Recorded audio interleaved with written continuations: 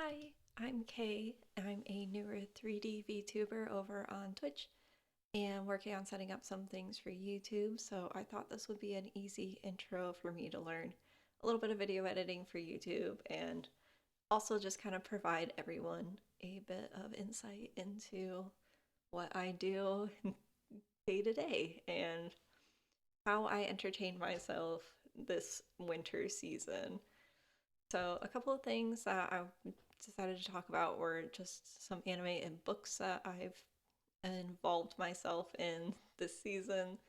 Um, the order is kind of in the way that I watch them. So, we'll start with the older things in each section, and then the slides are kind of just information for anyone who doesn't know about any of these series to kind of be able to look them up and get through them if it sounds interesting. This is just a very informal review of kind of what I liked about shows, just again, just to help you guys get to know me a bit better. And if you ever want to chat, please, leave a comment or pop into the Twitch chat. I would greatly appreciate to see any new faces there. I'm just looking, I'm just having fun out here. Okay, so the first show I watched this season was With You in the Rain.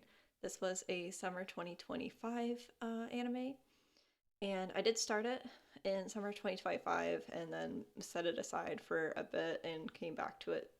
I think we only got through episode 3 over the summer, but this is such a good anime. It's a lot of focused around how your world can change with the addition of a bringing a pet into your life. And in this case, our main character brings home a tanuki who is kind of pretending to be a dog.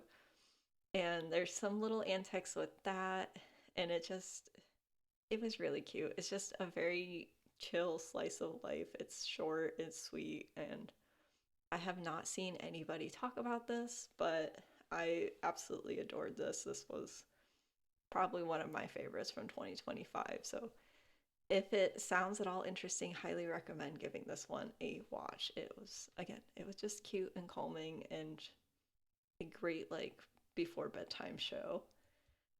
Next, I watched Anne Shirley. This one also was something I started over the summer and set aside with the events leading around Matthew and that storyline. Wasn't in the mood for that over the summer, so came back to it this winter just to wrap it up. Anne Shirley is a story I have known for many years. I grew up with the American like animated series as well as the live action series. So seeing this in like a full like anime format, I think was really great. I thought it was really well done.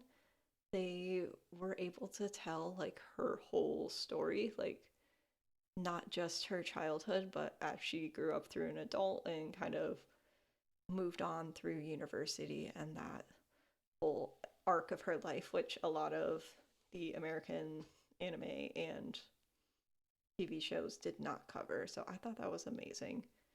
This, if you liked those series, I think this one is worth a check. Is worth checking out, and if not, then you need something that's a little historical and cute and just a girl doing things on a farm and just being herself. This is also a good watch. I adored this. It was adorable to see this story brought to life yet again. And these the intro and closing song are playing on repeat on my phone quite often. They're just so upbeat and bright. It's so nice. It's such a good show. Another one was Love Through a Prism. This one was a Netflix drop. They dropped the whole thing over a weekend, and I think I was able to binge this over 3 days. I really enjoyed this. It was more of a like historical kind of period piece on an art school in London, Britain, one of those areas, and just kind of following a Japanese foreign exchange student in that era. This was really well done. Really pretty. You know, Wit Studio always comes out with some really pretty animes. This was great. It was a very slow romance. So if a long drawn out coming to understand your feelings is not something for you, probably don't pick this one up.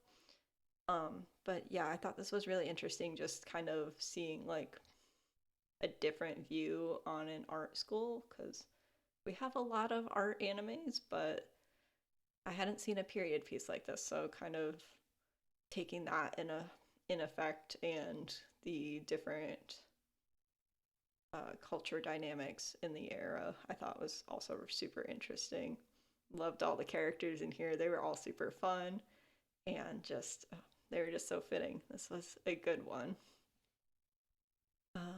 Another one, oh, Digimon Beat Break. This is a childhood nostalgia series for me. So I grew up watching the original Digimon Adventures many, many times. And this Digimon Beat Break ended up coming out. I was very intrigued with Geckomon as soon as he was announced in the trailer. So I kind of wanted to see what he was like.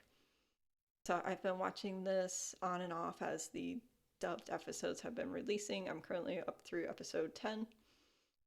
And it's more Digimon. If you know Digimon, then this is probably for you, or you're probably already watching this. If not, Digimon are just kind of like weird in this break of Digimon. They're kind of AI Tamagotchi type things brought to life in a new way. So it's a new take on that, which I thought was really well. I'm excited to see where this goes and just I want to see more Digimon. So I will be continuing to watch this. You will probably see this pop up a few more times in any future review videos I do if I continue with this. Another one was Hanakimi. This was recommended to me by a close friend because she read the manga when she was growing up. So this is very 90s anime and it's been brought to life yet again in or like has been yet again brought to life in 2026. There's still a lot of the 90s feel and vibes in the characters, so it's it's a fun watch. It's kind of similar to like Oran, but way more toned down, other than the class rivalries are very similar to that. Our main character is a girl who moves from the United States to Japan to enroll in an all boys school to kind of get to know her crush. And, you know, nobody can find out that she's secretly a girl, so it just kind of causes a lot of hijinks in that way. It is very cute, but I do not know if this gets a season two, if I will pick it back up. I'm kind of okay with it just being where it was. It was very pretty, it was very well done. But yeah, it's just a lot. It's a bit cringy at times. There's a certain scene with some water and just kind of like the whole secret aspect of keeping the the secret of being a girl from the other guys is just it's a little old for me already, but I did have fun with this for at least the first season. Next up was In the Clear Moonlit Dusk. This was also recommended to me by the same friend who recommended Hanakimi. She she is a sucker for pretty male leads, which is totally fine. Um, it was this one is also very cute. Our two main characters are both seen as like the princes of their classes in high school, and I really enjoyed how this one took romance between the characters and they moved on rather quickly. So you don't spend a whole lot of time waiting for them to get to like the hand holding stage. So they kind of move on and just kind of growing through different like stereotypes that each of them have had. was good. And this one is also just very pretty. And I will be a sucker for pretty anime till the end of time. Not I don't have too much to say about this one. It just kind of did its job, and I don't know if I would care to continue this one as well, but it was fun. It was a good watch. Tamon's B-side. Okay, this is at the moment my current favorite for winter 2026. Also recommended to me by the same friend from the last two shows, and fell in love with this instantly. Tamon is quite the interesting character. I knew almost nothing about idol culture before picking up this series.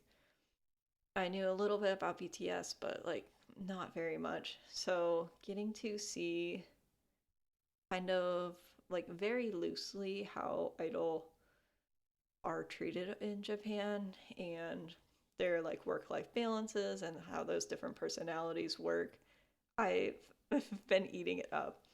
Also, all of the group having their own like public personalities versus their home personalities are uh, is so amazing. They're so different. They're crazy. I don't know how their producers convinced them to take on these roles, but it works for them. And having Utage work through balancing all their personalities and helping the group kind of come closer together in her own way is really good. I want so much more of the series. I've been so sad that it is over for the moment.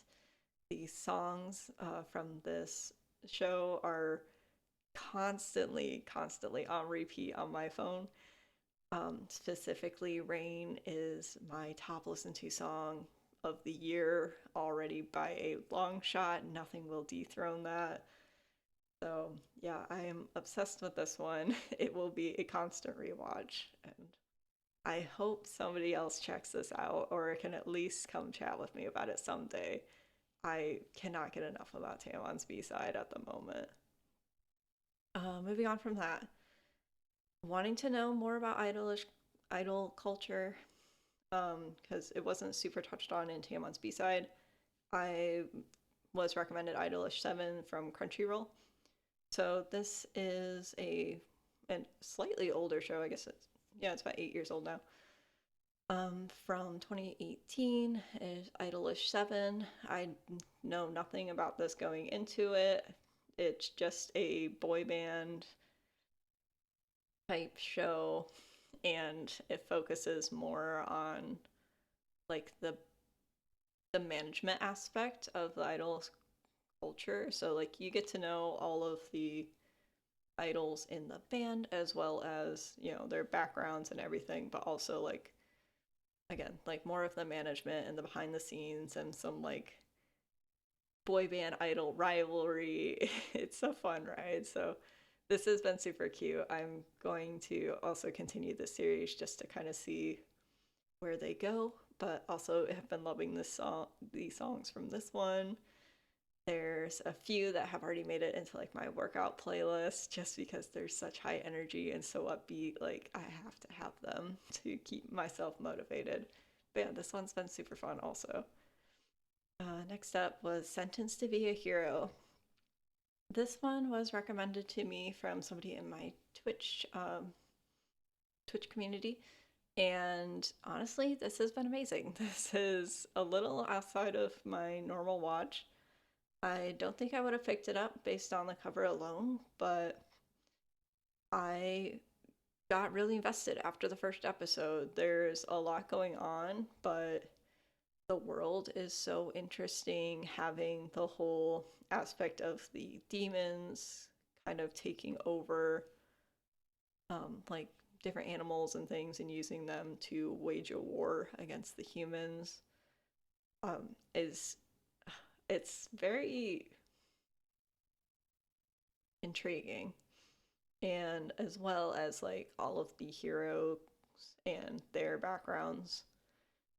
um, Also just there's so much to learn with this, and season one has done a good job of like getting through most of it, but there's still so many unanswered questions. I will This is a show I'm going to have to come back to a few times if I don't end up picking up the light novels, just to kind of help me understand more about this world, because I'm so curious to know kind of what happens with Xylo and the goddesses and the rest of the team, as well as they continue to fight their way against the demons. But I have been absolutely loving this. I've continued to be chatting with Twitch about these characters. Like it's been such an interesting ride, and again, something I wouldn't have normally picked up. So I'm always appreciative of being able to pick up new things.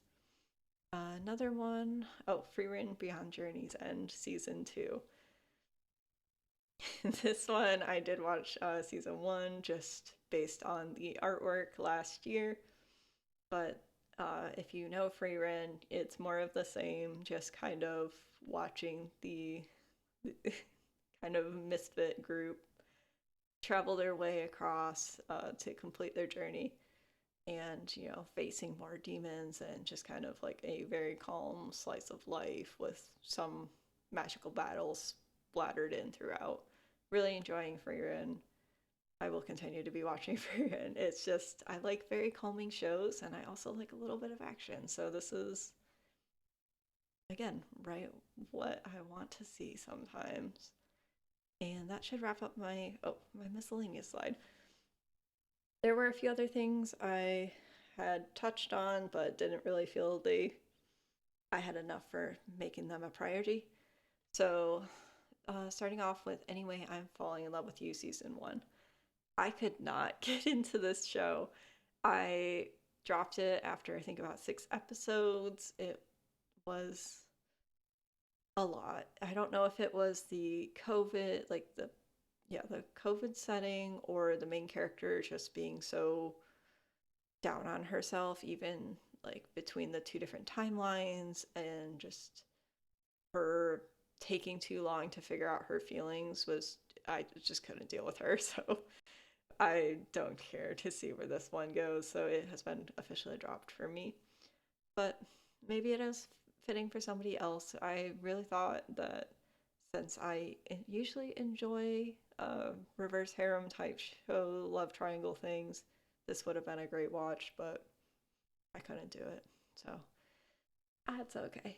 Um, I rewatched Apothecary Diaries season 2 in dubbed format. I just kind of wanted to immerse myself again in this world. I am a huge stickler for anything Apothecary Diaries.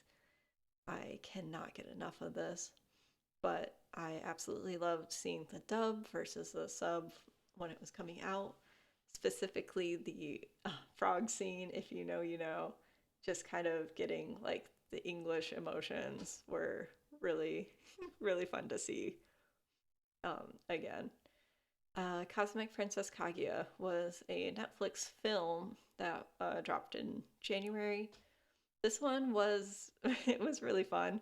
It's kind of longer. I think it's closer to like 3 hours, but it's a different retelling of the Cosmic Princess Kaguya story with like a weird VTuber metaverse type setup, which I thought was fun.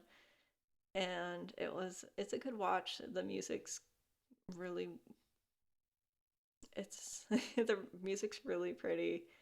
Also, the animation is, in my opinion, one of the best I've seen in a while, and this is a studio I don't recall seeing before, so that was interesting to kind of see them do something new. And also, just anime films need to get some more recognition, so I hope some of you check out this one if you haven't seen it already. I am still working my way through Inuyasha for the first time. It's something I just didn't have access to as a kid, and I just felt I needed to see this. So I'll work my way through. I think I'm maybe halfway through season 4 at this point, but it's a good like background show when I'm eating lunch and stuff like that. Don't have too many thoughts on it other than uh, Koga. Koga is so much better of a match than Inuyasha for Kagome, but I already know that's not gonna happen, unfortunately. But uh, he's he's the boy for me. And last up is Dandadan.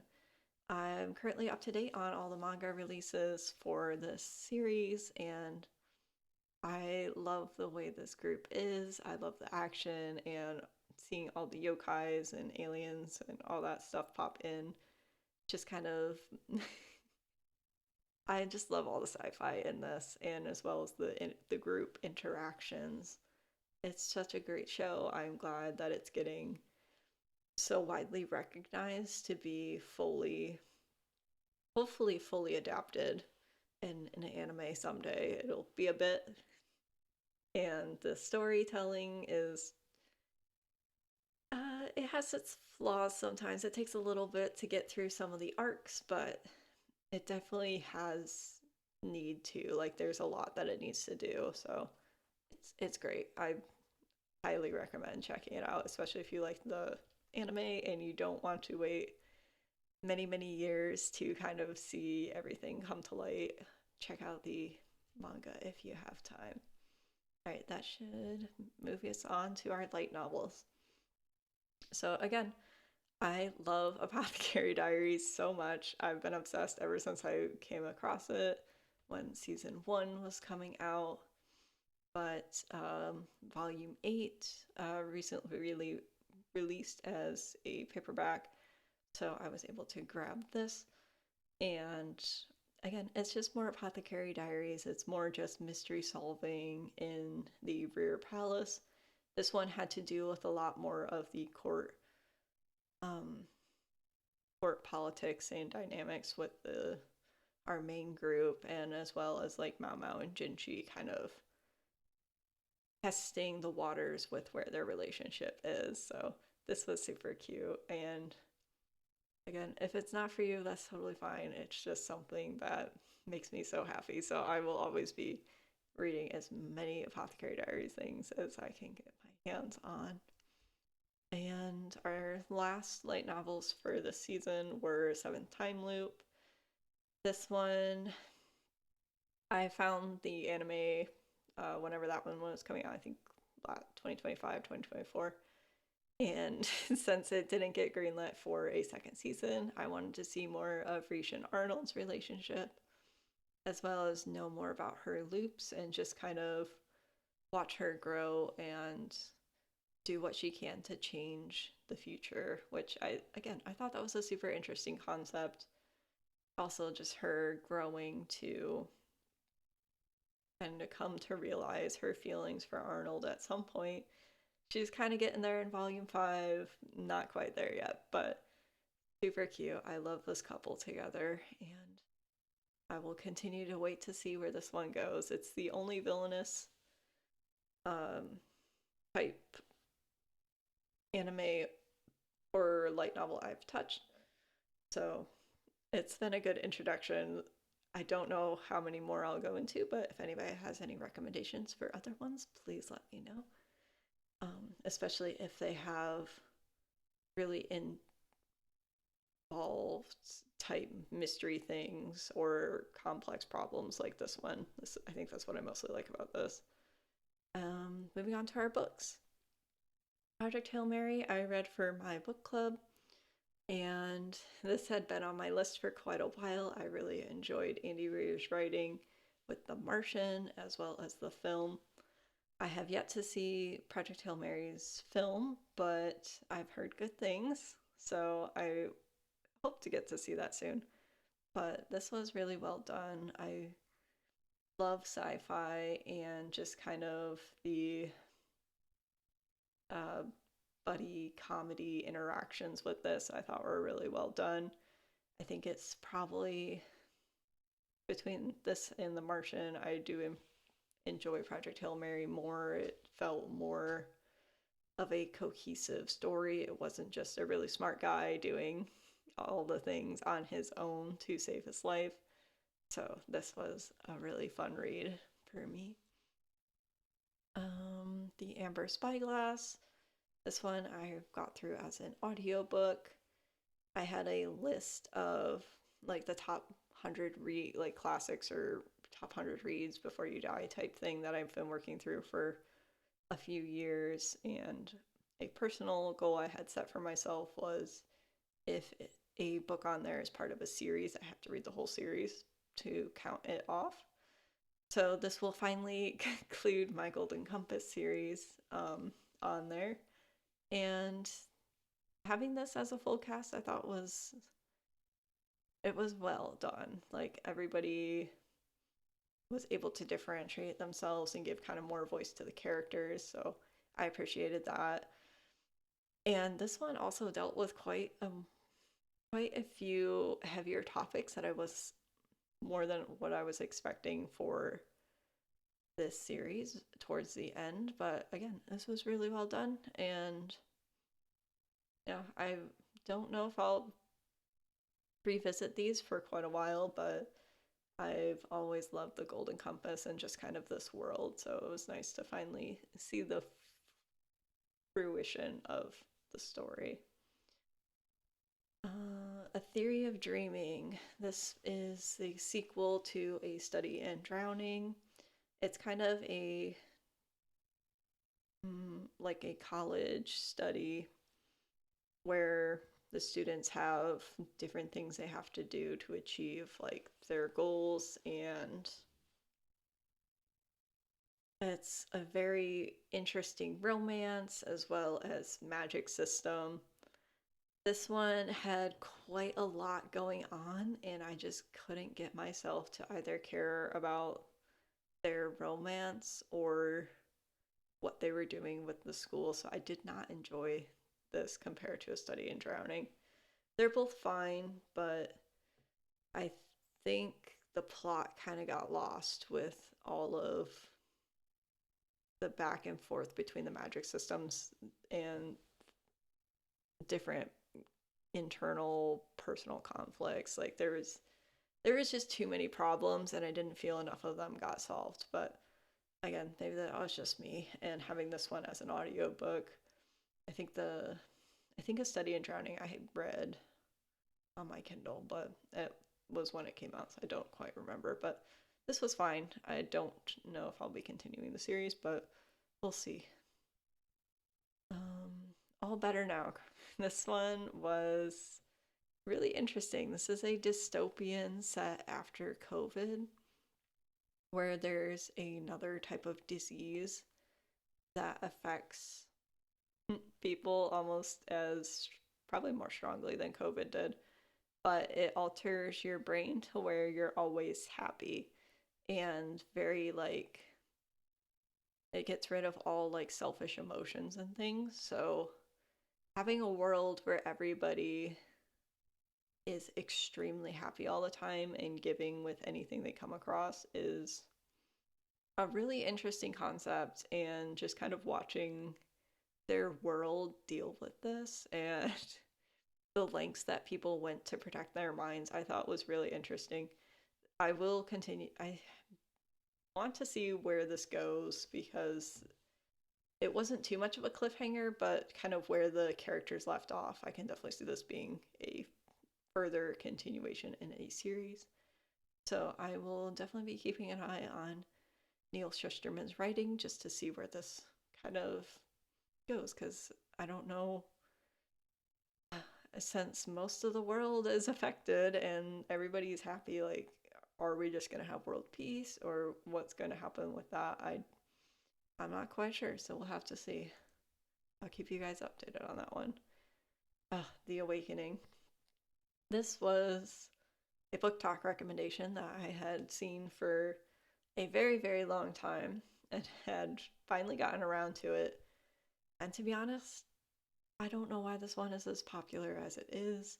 I don't know if it was just the cringe that I felt with the full cast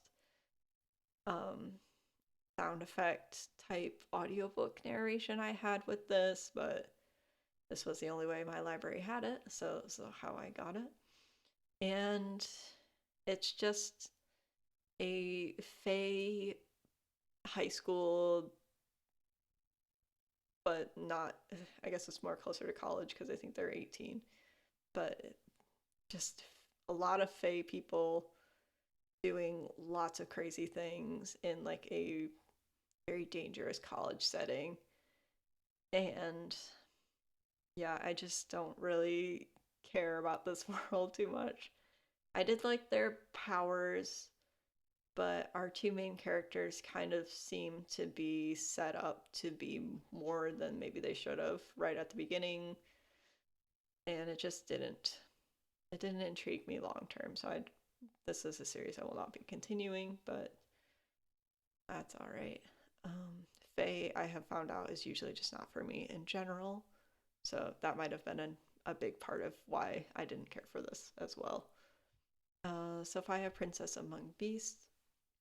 This one was kind of like a retelling of a bunch of different like fairy tale bedtime stories where the princess kind of has to become she has to kind of grow to become the ruler in a very short period of time and face a lot of different things. There was a lot of weird magic type stuff going on with this one. I did enjoy it, but like looking back on it now, since it's been maybe like a month and a half since I've read this, it's a little confusing. It was a little bit much, but I think it was a fun read. Like if you like fairy tale type things, I think this is a good one to catch up on. It's not very long, but it was good enough that like I made it through, and I don't really have too much bad to say other than some interesting magic things. Um, Pray, Pray, my favorite read of this season. So, this is a science fiction thriller about nanoparticles kind of getting set loose and causing a lot of issues. And again, I can't believe this book came out in 2002. And it have like these nanoparticles had like a bit of like an AI type intelligence, and just the way that they worked mechanically still seems to be very accurate with my understanding of the kind of interactions that they were set up with and systematically, and just kind of the way that people treat outbreaks of very sensitive scientific equipment is all really interesting. I've already picked up another one of his sci-fi books because I loved his writing so much. The main character, a lot of his internal struggles were really, really well written, really interesting. So I can't wait to see some more of his writing because I know this author also wrote Jurassic Park. So just kind of, those thriller type scenes, especially like all of the really heavy, like anticipated mm, moments where the characters are in life or death situations were all written in such a way that I was getting secondhand stress from it. So I'm definitely going to have to take a look at more of his writing just to kind of feel some of those adrenaline rushes once again, because he writes them so well. And again, the characters are all they feel so real, and sometimes in these kind of sci-fi books they kind of feel too perfect or a little too imperfect in the case of The Martian and Project Hail Mary. But again, this one was amazing, and I probably will be rereading this in the future because I don't know how this came out in 2002 and it still plays so well into like kind of the modern day thing. Highly recommend reading this one if you need a sci-fi thriller. The Intruder. This one I had as an audiobook, and it was just another Frida McFadden. I've been trying to get through a lot of her books. I really enjoy the way she writes her thrillers and the twists and turns that they go through. This one felt a bit like I should have included it on here. There's like a little bit of a romance in this to the point where it was very reminiscent of Colleen Hoover's It Ends With Us storyline, like looking back on it. But yeah, this was a good, just kind of thriller about being alone in a cabin and having like a terrible storm coming through and then not really knowing what's gonna happen overnight. are you going to lose your life to like just trying to be a good person type thing. Like this was really well told, and the flashbacks back and forth were also very intriguing. Like I wanted to know why these characters were having all these flashbacks to the past, and again, this was a good one. Lastly is these infinite threads. This one, Tarif, I'm gonna preference by saying Tarif Mafi. She writes very long series. If you know the Shatter Me series, this is another one of her series, and not a lot happened in this one. I was looking at a couple of other reviews for this book because this is a lot of just relationship buildings. There's not a whole lot of substance to like the plot of like getting the characters from like point A to point B. A lot of it is just again relationship building because the first book was very heavy world building, so I think having this one to build the relationships between our main female character and like the two love interests, and as well as their individual kingdom type things was it was needed. I'm currently working on the third book in this series, and it's that one has a bit more substance. So like this one is more highly rated, I think, because there is just a lot of that relationship building and getting to see the characters kind of go from like the enemies to lovers type things, which again, everybody loves those. So this was a good one. It just is good. Dragons, all kinds of things that you need in your life. Check this one out for sure. Again, it is a longer series though. I think there's currently 5 in the works. But yeah, I enjoyed this one, and I'm liking this one better than Shatter Me. Shatter Me, I liked the first couple dystopian ones, and then it just kind of got to be a little too much. So I'm hoping that doesn't happen with this one. But so far, it seems to be more up my wheelhouse of fantasy type romance. And that is everything I entertained myself with so far this year. If you're interested in like following along with me throughout the year, I will link my Fable and MyAnimeList in the description.